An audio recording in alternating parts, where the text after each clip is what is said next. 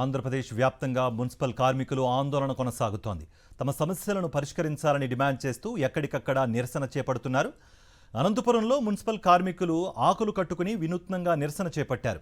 కూటమి నేతలు అధికారంలోకి రాకముందు కార్మికుల జీతాలు పెంచుతామని చెప్పి తీరా అధికారంలోకి వచ్చి సంవత్సరం గడుస్తున్నా జీతాలు పెంచకుండా కాలయాపన చేస్తున్నారని మండిపడ్డారు. మున్సిపల్ కార్మికులకు గత ప్రభుత్వం సంక్షేమ పథకాలు అమలు పరిస్తే ఇప్పటి కూటమి ప్రభుత్వం కార్మికులకు సంక్షేమ పథకాలు అమలు చేయకపోవడం దారుణమన్నారు మున్సిపల్ కార్మికులు.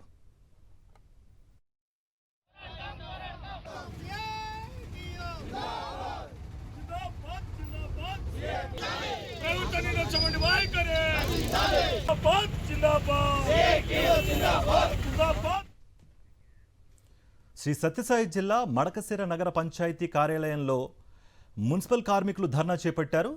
సమాన పనికి సమాన వేతనం ఇవ్వాలని డిమాండ్ చేశారు. మున్సిపల్ కార్మికులను ప్రభుత్వ ఉద్యోగులుగా గుర్తించాలన్నారు. కార్మికుల సమస్య పరిష్కరించేంత వరకు ధర్నా విరమించేది లేదని తేల్చి చెప్పారు.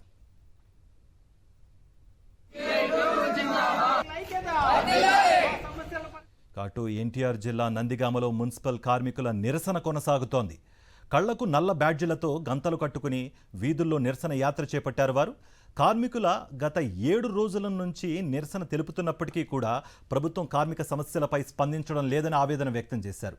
ప్రభుత్వం వెంటనే స్పందించి కార్మికుల సమస్యలు పరిష్కరిస్తూ జీవోను విడుదల చేయాలని డిమాండ్ చేశారు.